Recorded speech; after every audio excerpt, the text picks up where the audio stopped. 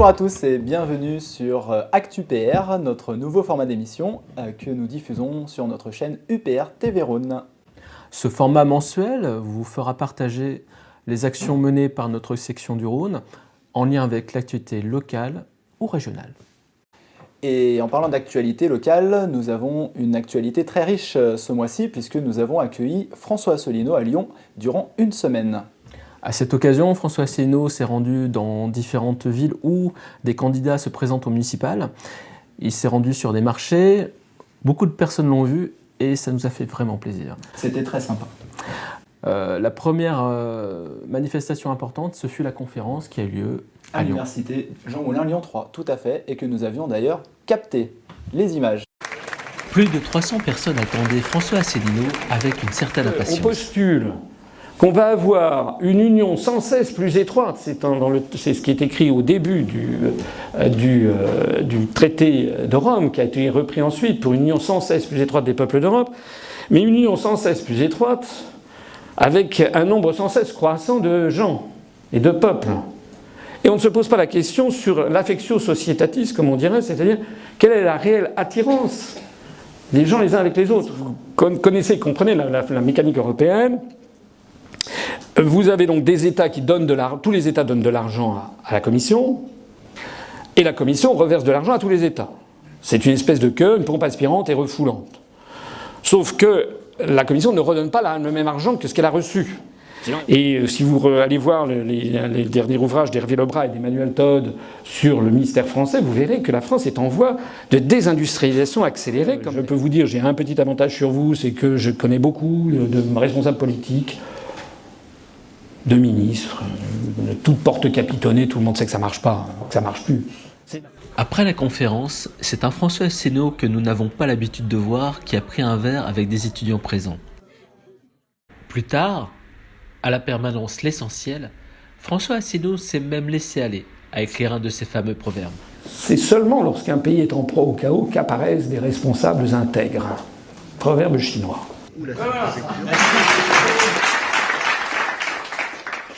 Revenons sur la venue de François Asselineau à Lyon, qui est venu soutenir nos candidats, et notamment sur le terrain, au plus près des électeurs, lors des différents tractages qui ont lieu à Villeurbanne, à Lyon 8e et également à Brignais. Au cours de sa venue dans le Rhône, François Asselineau s'est rendu sur les marchés, à la rencontre des Français du quotidien. Le président de l'UPR s'est entretenu avec eux, en toute simplicité.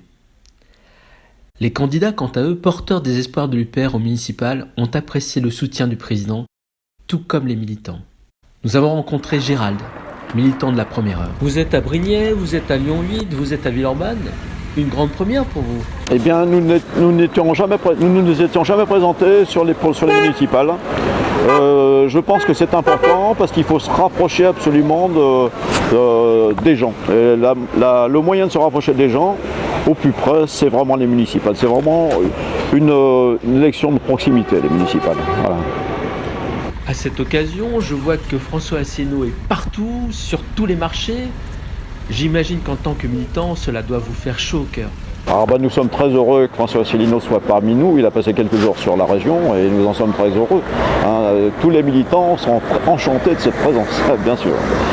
Alors, il a l'air de se pencher sur les problèmes des gens, il vous écoute. Comment est-il ? Mais il est curieux de tout, monsieur François Asselineau. C'est bien pour ça qu'il a découvert que nous avions un problème avec notre démocratie. Suite à ces actions sur le terrain, la presse fut conviée à rencontrer nos candidats. Lors de cette conférence de presse, Firas Yassine rappela les engagements et les raisons de notre combat politique. On ne peut comprendre le programme de notre liste que si l'on comprend que nous nous positionnons comme si nous étions en lutte. Et on ne peut le comprendre que si on a compris que l'Europe qu'on nous a tous vanté comme étant une solution mirifique n'est en fait pas une solution mais une partie intégrante du problème, une partie centrale du problème. Les autres hommes politiques que l'on peut croiser, à part quelques exceptions, n'ont à notre sens pas compris ce qui se passait réellement. D'accord ? Et s'ils n'ont pas compris ce qui se passait réellement, ils n'ont pas la vision nécessaire pour sortir le peuple de cette impasse. Comme on peut le dire souvent, le monde se divise en deux parties, ceux qui ont compris que la problématique venait de là et ceux qui sont encore dans l'illusion qu'ils pourront tirer quelque chose de l'Union européenne. Le 1er février dernier, Jérôme Yanez, notre responsable aux questions écologiques à l'UPR, a donné une conférence à Brignais.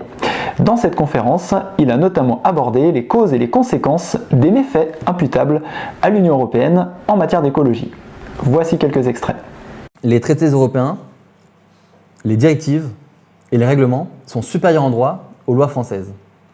L'État français ne peut plus se prévaloir de lois qui seraient supérieures aux règlements, aux directives et aux traités européens. Donc les textes que je vais afficher ce soir sont des textes qui ont valeur de constitution en fait, qui ont valeur de loi fondamentale. Et il est très important de comprendre que ces lois fondamentales contiennent une politique. Ils ne sont pas neutres politiquement, ils contiennent une direction politique dans laquelle nous sommes piégés. C'est ce que je vais vous démontrer ce soir. Et évidemment, ces articles, puisqu'ils ont valeur de loi, sont structurants. C'est-à-dire que l'ensemble des acteurs de la société, que ce soit les particuliers, les entreprises, les acteurs économiques, les agriculteurs, vont prendre leurs décisions en fonction de ces lois-là. Le Parlement européen a voté des aides dans le cadre d'un système de fonds qui s'appelle le FEAMP, les fonds européens pour les affaires maritimes et la pêche, qui sont des fonds qui vont aller au financement de navires de surpêche, des grands bateaux de pêche. Et là, il est important de vous montrer ce que sont ces bateaux de pêche. Ici, on parle d'une machine qui a un moteur qui fait 5000 chevaux. C'est un bateau qui fait 80 mètres de long, c'est à peu près la longueur d'un terrain de football professionnel. C'est un bateau qui embarque 38 personnes, qui ne sont pas toutes des marins qui vont piloter le bateau, il y a des employés, parce que c'est aussi une usine flottante. À l'intérieur même du bateau, on fera tout un ensemble d'opérations sur les poissons qui seront pêchés, le fait de leur couper la tête, de les électrocuter, de les couper en filets, de les surgeler, etc. Et ce bateau, dont on voit ici un hangar, ça c'est à l'intérieur du bateau, c'est dans le bateau, avec le transpalette et les poissons transformés. En un seul voyage, par exemple lorsqu'il va au nord de l'Europe dans les îles Svalbard, il peut pêcher 700 000 kg de cabillaud pour un seul bateau. C'est ce type de bateaux qui sont financés par les aides européennes. Évidemment, ce modèle-là est un modèle ultra productif, c'est-à-dire qu'il pêche beaucoup de poissons, et la concurrence va en souffrir. La concurrence, ça va être les petits pêcheurs, ceux qui n'ont pas la chance de bénéficier de ces mêmes aides. Ici, je vous propose l'exemple de la Grèce, qui a une tradition de la pêche millénaire. On a ce qu'on appelle en Grèce les caïques, qui sont des bateaux de pêche assez simples. Eh bien, c'est un article de, je ne sais plus si c'est Politis ou l'Humanité. Sur les rives de la mer Égée, l'Union européenne encourage contre des subventions la destruction des caïques, ces barques traditionnelles. Objectif, faire disparaître la pêche ancestrale héritée de l'ère byzantine. Et notre avis à l'Union populaire républicaine, c'est que l'écologie sera bien mieux portée par un mouvement qui serait un mouvement de large rassemblement, qui réunirait à la fois des personnes de gauche et de droite, qui auraient des opinions philosophiques, religieuses, diverses et variées, et qui se réunirait dans l'objectif, alors évidemment à l'UPR du Frexit, mais aussi de faire avancer la cause écologique au sens large. Lors de cette conférence, Jérôme Yanez a fait la démonstration que la politique de l'Union européenne en matière d'écologie était totalement irraisonnée, puisqu'elle encourage à l'hyperproductivisme et à la mondialisation des échanges, ce qui est complètement en contradiction avec la bonne préservation de l'environnement et des écosystèmes terrestres. À l'occasion de sa venue à Brignais, Jérôme Yanez s'est entretenu avec Firas Yassine. Ils ont débattu d'un sujet très intéressant dans le cadre d'un bistrot populi. Le thème était « Comment nourrir 10 milliards d'êtres humains demain ?» L'écologie fut au centre de la discussion. Les extraits. En écologie, tout est lié, c'est-à-dire que l'homme a un impact, notamment sur le climat, et le climat va en retour avoir un impact sur l'agriculture et donc sur l'homme. Alors déjà, on va faire un petit point en ce qui concerne le réchauffement climatique. On en est où aujourd'hui et potentiellement on en sera où demain? Alors, l'agriculture n'est pas le premier contributeur au phénomène de l'effet de serre, mais c'est un des contributeurs importants. Le premier gaz à effet de serre, c'est la vapeur d'eau. Vient ensuite le CO2. Qui est naturellement présente. Qui est naturellement Parce qu'on est d'accord que sur l'effet de serre, on est cramé de toute manière. Il ferait moins que zéro sur la planète. Oui, on peut cramer, oui, c'est parce qu'en fait ça retient la chaleur. Voilà. Oui. Mais quand il y a un surplus de gaz, ça retient plus la chaleur et du coup la température augmente. C'est ça. C'est ça. Le 31 janvier 2020, le Royaume-Uni a vécu un moment historique.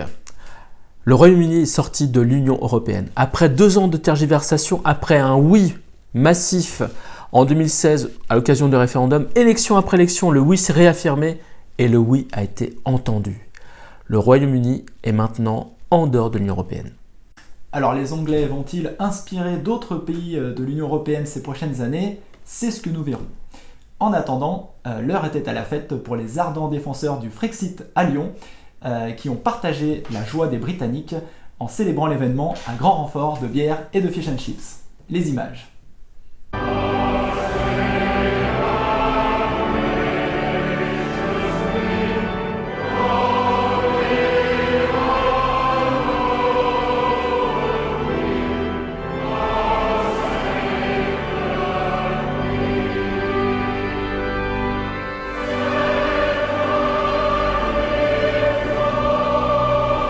We love Europe, we just hate the European Union. It's as simple as that.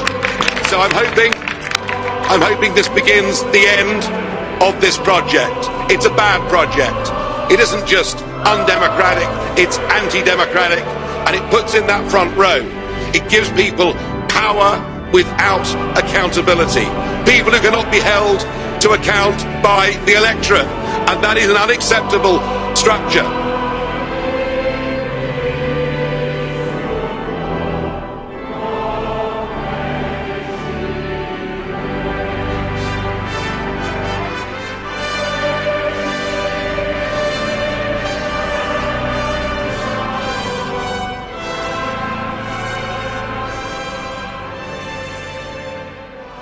Patrice, Cali, cette soirée, on l'attendait tous, on est tous contents, tous heureux, c'est la joie pour tous, on voit les sourires sur les lèvres. Ça vous fait quoi? Oui, ce soir, c'est pour nous un grand moment. Nous avons une soirée ici, donc Fish and Chips, justement, une soirée spécialement pour ce Brexit. Donc c'est une soirée qu'on a vraiment voulu ouvrir à tous les Lyonnais, et pas que, au-delà. Il y a des personnes qui sont venues de l'Isère. C'est pas forcément des gens de l'UPR, c'est vraiment des personnes qui sont attachées à la liberté.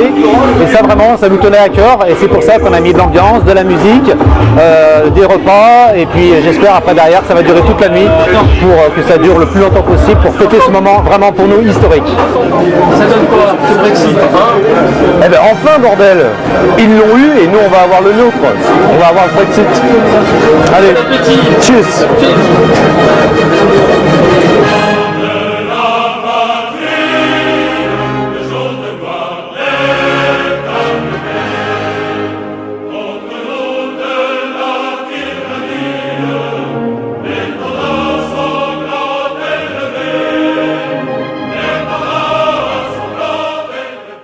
L'événement du mois, le 22, sera la venue de Charles-Henri Gallois à Lyon, et plus précisément à l'Essentiel.